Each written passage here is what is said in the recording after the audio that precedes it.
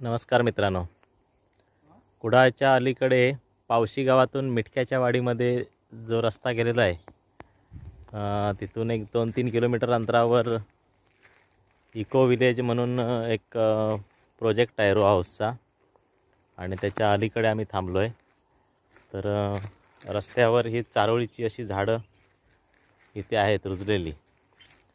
रस्त्याच्या कामाच्या वेळी कदाचित कोणतरी संबंधित ठेकेदारी तोडून टाकतील, परंतु गावातील जे निसर्गप्रेमी मंडळी आहेत त्यांनी काहीतरी प्लॅनिंग करून अशा झाडांचं रक्षण केलं तर बरं होईल.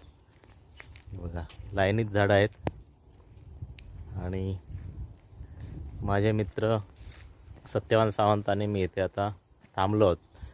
यातले काही चारोळी आता आम्ही काढून खाल्लेले आहेत, ते तुम्हाला